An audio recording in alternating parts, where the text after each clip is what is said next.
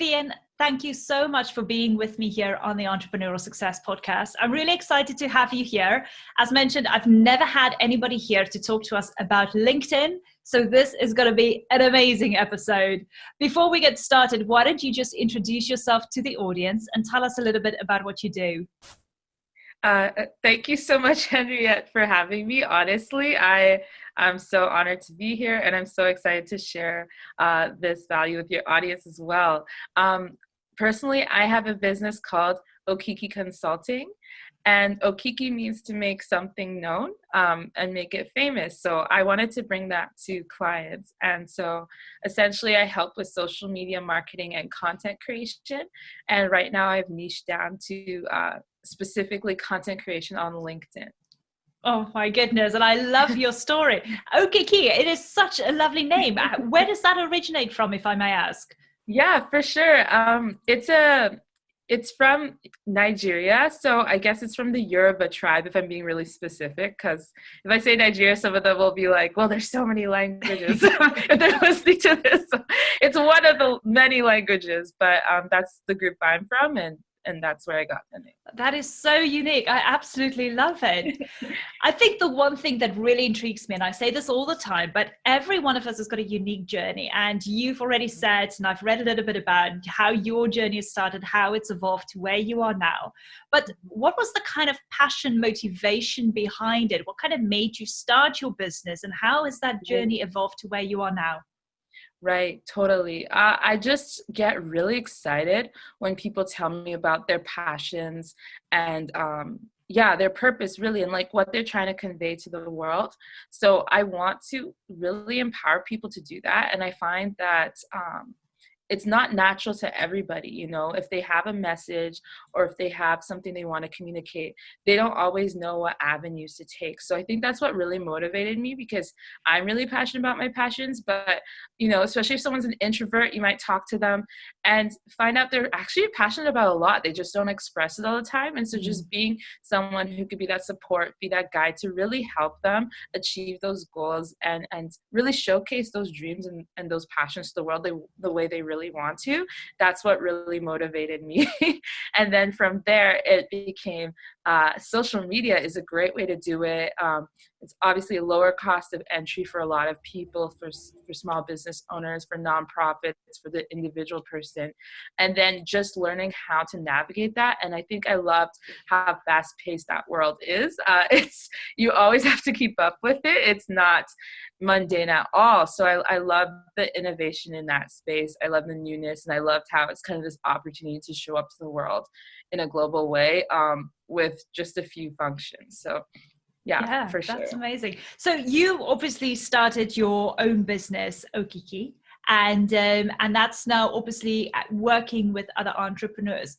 What is the kind of, how can I say, what is that kind of peak moment for you where you get so excited about what you do? Is there any examples that you have where you just walk in the one day into the office basically and you just go, this is amazing, I want to do this every single day of my life? Yeah, it sounds really funny, but I feel like recently getting into the LinkedIn stuff actually has been that for me. Because when I've gotten to do one-on-one coaching sessions with clients, and when we sit together and they tell me what they're passionate about, and I actually try and figure out those words for them, and then help them put that on their profile, and then start to think of content that they can use to really convey that. That's really like, I always leave those sessions like, oh, she's going to do great things. Like, I know, because you could just, once you really get to the core of who they are and you really can go like, okay, I'm going to do whatever it takes to help you communicate that. I feel like it's just exciting to know that once they find their people, that there'll be a good response there. So I genuinely get joy out of that. Yes, and I can see it when you're talking about it as well. Your eyes are lighting up. So it's so lovely to see that. Now, I really want to talk about LinkedIn because, like I said, I feel it's one of those kind of platforms that haven't really gotten the kind of publicity it should really amongst people who are online, amongst female entrepreneurs in particular. Everybody's talking about social media. And yes, it is like a platform. Can you classify it as a social media platform, or do you think it's more of a professional platform? Yeah, it's such an interesting conversation that you started with that, because Honestly, until so I started creating content actively in September, but honestly, until last year in like February, March, I never saw it as a content platform. Mm. I had been on there for years, with just my resume pretty much, but I didn't really go on it like maybe Mm. once in the blue moon. And I didn't think anything interesting was happening there. I was definitely way more on Facebook and Instagram, if anything.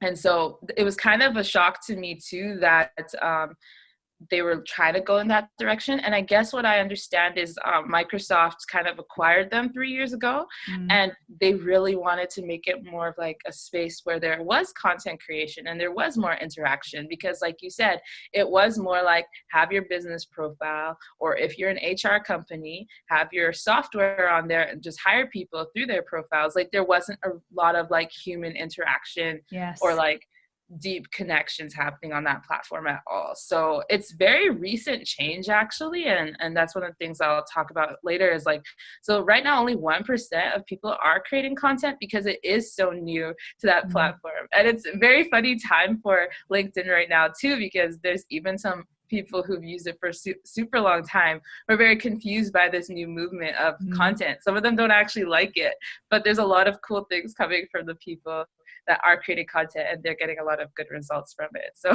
Yeah. yeah, it's a new thing. I always call it like, it's almost like the forgotten child of the social medias, or like the grandfather. Like they're trying to like really bring it into 2020 and Yeah. try and see how relevant they can make it. And even like the age demographic, like trying to have a bit more of a shift rather than that, typical like Gen X kind of demographic that they've had for so long. Yes, and this is what excites me so much about LinkedIn, because as I said to you earlier on, LinkedIn has only now started for me as a platform, which I'm incorporating within my business. Because Mm-hmm. before, let's face it, being very honest, when I was fully employed, I had a CV on there and I had all my things as an employee, basically, if Yeah. in case I needed to go out and find something else.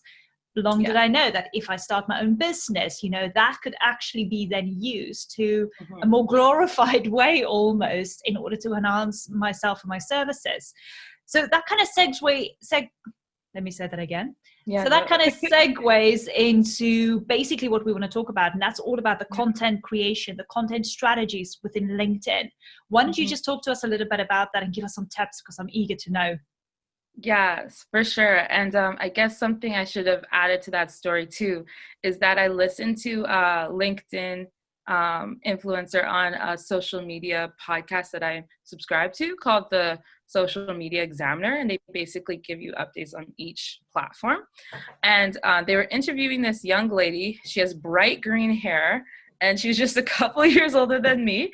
And she was named LinkedIn Top Voice that year. And I was shocked because the demographics on LinkedIn and her image, it like didn't make any sense to me. But I thought, if she's killing it on here, or if she can be influential on here, maybe there is a space for someone like me. So that's kind of what got me in the headspace of thinking of being a content creator. She's the one that said, yeah, only 1% of users. So I think at the time it was 500 million users on LinkedIn. Maybe half of them check in regularly.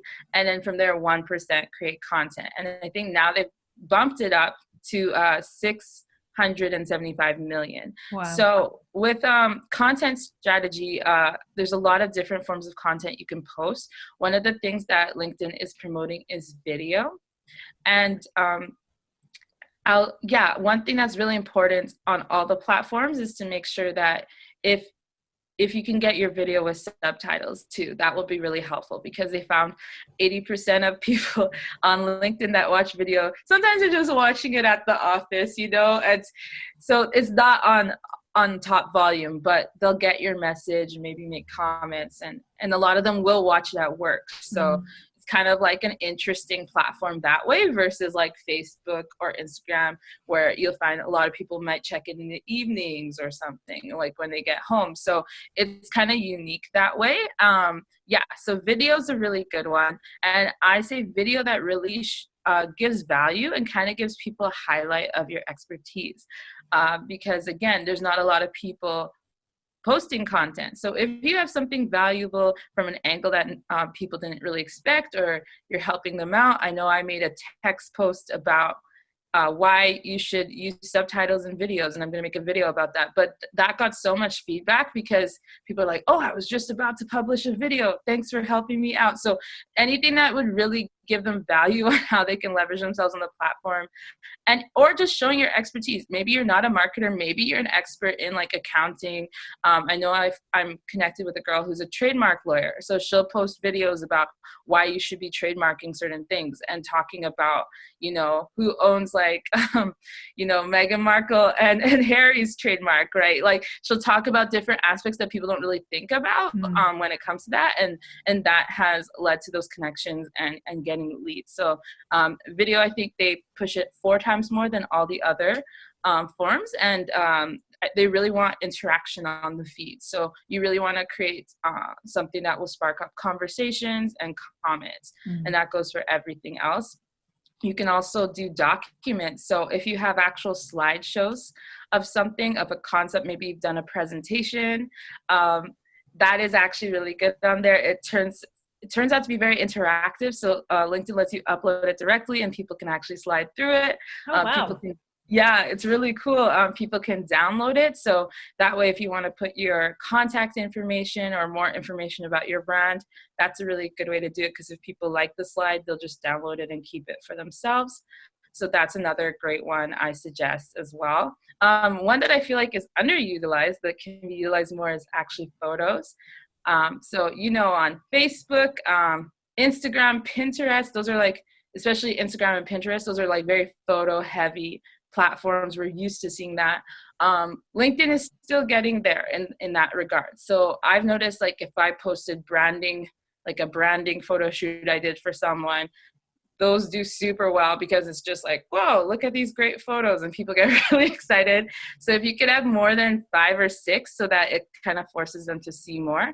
And it could just even be photos of maybe you are at a networking event, or if you're a speaker, it's just different captions of you at that event. Just something really engaging, because you can kind of be that visual aspect of that platform that is kind of non-traditionally visual. And then another one is graphics too. And so if you have a cool graphic, again, something that sparks conversation, that's interesting. One of the biggest influencers I basically learned about through LinkedIn, although apparently I hear he's big everywhere else, is Gary Vaynerchuk. And I learned about him through LinkedIn. I had no clue who the guy was before, but he was everywhere on LinkedIn, and he posts all sorts of content. But he said his highest converting is actually cartoons that he's made that just kind of talk about business concepts or how to be a good boss or good leader. And he said, for some reason, that actually has been the highest conversion for me. And it's very odd because you think a platform like LinkedIn, like, who's looking at cartoons? But that's literally it. He has a comic book kind of slide thing of graphics, pictures. So yeah, if you put multiple pictures, again, people can interact with it that way. And people are loving those. Again, text posts do well. Especially, if you have good copy and you can write something intriguing. Again, you want to start conversation and you want reactions. And then finally, articles. And the reason I put articles last is not because it's a bad thing to have, but I just noticed that LinkedIn is very focused on trying to get people to interact on the feed right now. And the article will actually take them somewhere else. With that being said, for sure, if you have a blog or something you can repurpose, I actually like that they have that feature. So I just started a podcast, and so I'll put my show notes in a LinkedIn article, for example. And it's really nice because if you want to link people reading the article to other things within your page, you can do it there, and it won't be penalized. Because just to backtrack, anything you post, LinkedIn favors you keeping it kind of within the profile, within the platform. So if you do want to link, and I don't know if this is too much information at once, but no, go for it. If you do want to link them to an external source, I suggest putting it in the comments or maybe within the picture of the video itself, because yeah, it will dock you down if you're constantly linking people out. So Oh my yeah, I goodness, hope that that is gives a so good. Oh, bit. okay. So I just quickly want to recap on that. So when it comes to the Yeah. content strategies, now saying that for the users, those of you who are thinking of using LinkedIn as a Mhm. platform in order to expand your business on, okay, don't get overwhelmed. Don't try and do all of these kind of content strategies, okay? Yeah. Just choose one and just go with it. Just see how it feels, how it works for you. If you, after a while, if it feels like you've got nothing coming from it, then try maybe something else. So you can do videos. Make sure you've got the subtitles there. One thing I Yeah. still need to do, I'm very bad at putting subtitles on. So maybe that's something I need to talk to you about. And then obviously documents like slideshows, those kind of things are really cool. So for those of you who likes doing presentations, you want to share those. If you have webinar scripts or things like that, and you want to share it, I think that would be amazing to do. Photos, I think photos is quite a common one. But yes, I do agree, but people don't use it that much. So it's really, really good to Yeah. do. Graphic and cartoons, I think it's because it's so different, isn't it? It's just Yeah. something new. A lot of people aren't doing it. And also you might need somebody who's a bit of a professional in drawing cartoons in order to get Yeah. them to do the work. So yes, I can understand that not a lot of people are doing that yet. And then obviously text or copy, I think, which is the basic one, that a lot of people would do because that's the easiest. And then articles. Now, what you said is very interesting because normally when I have a blog post or a podcast episode like this, I basically use it as an article. So I link back to my website where the blog post or where the podcast is. And I've noticed that I don't get the engagement I thought I would from it. So maybe that's because the algorithm sees it as being taken away from LinkedIn rather than keeping it within the platform. So I don't know, is that me making that up, or do you think that could be one of those kind of situations? I don't know if they penalize articles as much because I feel like, but I should definitely check in on that. I feel like articles is a little bit like they understand people use them to, lead to their blogs. It's a very common one. Yeah. I've seen them more penalize the ones on the feed, but I would say, like, if you're only writing articles, for example, and you're not doing a lot on the feed, you're gonna need to do more to bring people to that article. Yeah. That's what I find. Just because it's not showing up, it's not showing up as something they can just see in their user experience. So I think that could be more of what's going on with that. Because even for me, the people that engage with my articles can be very different than the people that engage with my videos and the other posts. And I find when I'm publishing the article, I have to write some like interesting copy that will go like make them be intrigued and then actually want to go to the article itself. So yeah. Now that's really, really interesting.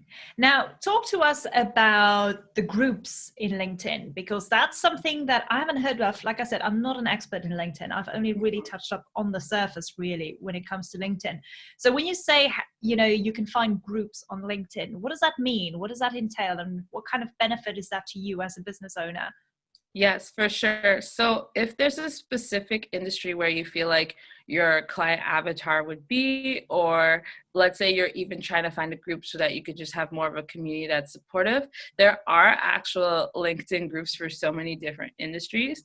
Now, LinkedIn is notorious for having very flat groups in the sense that people aren't engaging as much as they should. But it's really great when you can find a group that is actually super active because there's so many experts on there.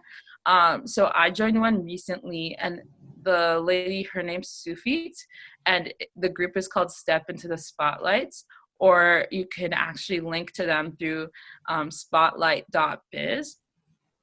And that one's really good because she basically got me connected with it, said, hey, if you write a couple comments on some of the posts and then you ask questions, people will interact with you. So I found that group has been immensely helpful. I was asking about podcasting, where to find guests, and all of a sudden I had like 18 responses. Someone told me about a community to join that could get you guests right away. I was asking about who's into speaking, how do you go about it? Just any questions, really got a lot of interactivity.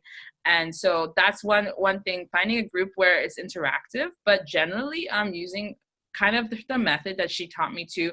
If you engage with a few posts of the people who are posting, then you are likely to get more notice and people to notice you back. Yeah. Another thing too is I actually use groups, especially when I was early on, just really getting into posting content. I would repost the content into the specific groups that I felt like it made sense for. And not only did that give that content more views, but because not a lot of people are posting in groups, because if you keep in mind 1% of people are posting content, then how many people are taking that effort to go into groups and post content? So you will get noticed really fast. And so I found that I was getting connections from these groups simply because people were seeing my content and resonating with it. So that's just another opportunity to get seen by people in your industry, because you could literally look up any industry and there'll be a group for that. And there's literally thousands of people in that group. So that's also another way to get more strategic connections as well. Yes. I like the idea of having the LinkedIn groups. Is it very similar to, say, for instance, the Facebook groups? Because in Facebook groups, obviously, they have so many rules, which is obviously fair enough because you don't want to bombard people with constant advertising and, you know, promoting themselves. But is there kind of like a similar concept in LinkedIn within these groups? It's getting there.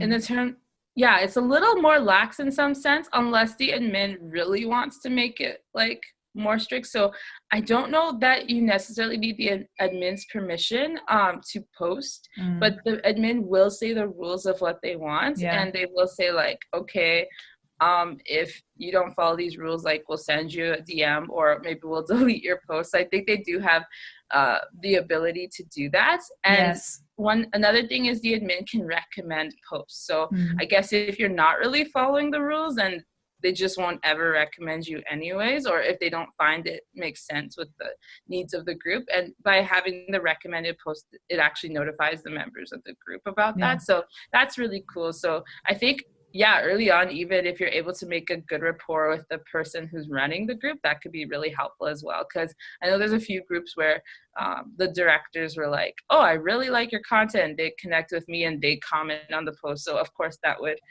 make the people in the group way more interested. But I would say, yeah, there's less features. So if you're running, let's say you're even running a group, like they're not at the point where they have lives yet or any of that. But it's kind of like the baby step version of what you have on Facebook. Yes, but it's also just another way of really reaching out tonight. And I guess as well, let's face it, Facebook is more socially active, where with LinkedIn it's much more professional. So if you're going more towards the professional route, then that's definitely maybe a place to go as well, and to see what kind of groups you can join there. Now, apart from just, you know, looking for active groups, talk to us a little bit about strategic connections, because yes, we all want to have the followers. We all want to follow people as well on LinkedIn. So, you know, it goes both ways. But what are those real strategic connections that you need to make in order to make sure that you become more visible? Yeah, for sure. So this is actually, I think, the bread and butter of this platform, is that you can actually be so specific about who you're connecting with. So I remember I was doing a coaching session with a young lady who does website branding for fashion brands and people in the fashion industry. So we were looking up connections for that, and we're like, oh, there's the director of marketing for Vogue. There's the director, like they're literally right on the platform. You can connect with them. And it's really cool because you probably get more access to them through there than through another platform where they have millions of followers, for example. So you could be really strategic about, okay, these are the big people, or these are the influential people, or these are the decision makers of that industry that I need to connect to in order for things to happen.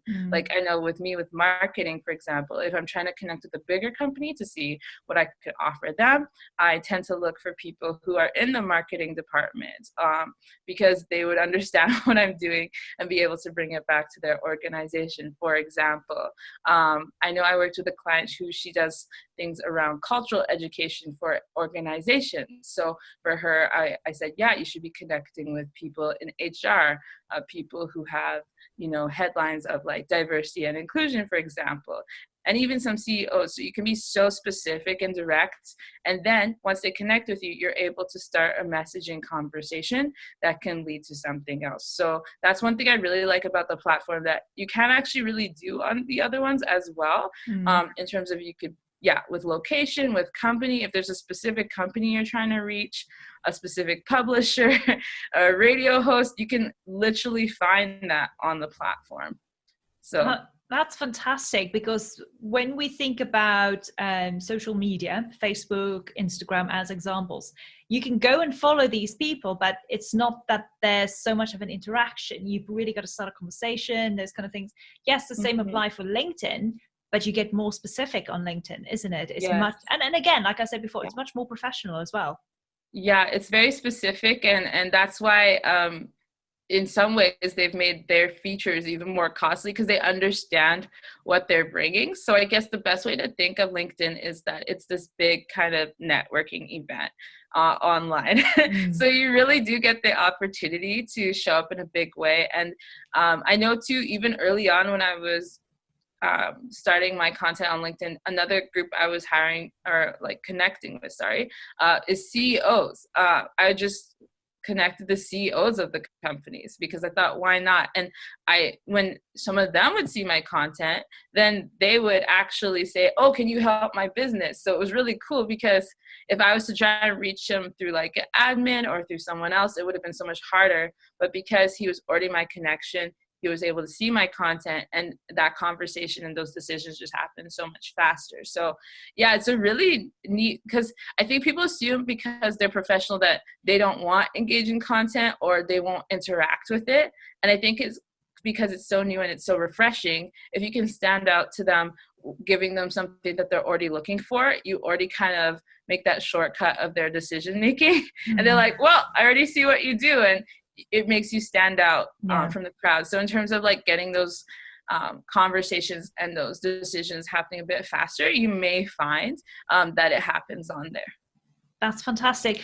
The other question I have is, for you in particular, for your business, for what you're doing, how has LinkedIn helped you to get clients? I mean, have you had experiences where you got clients from LinkedIn? Yeah, exactly.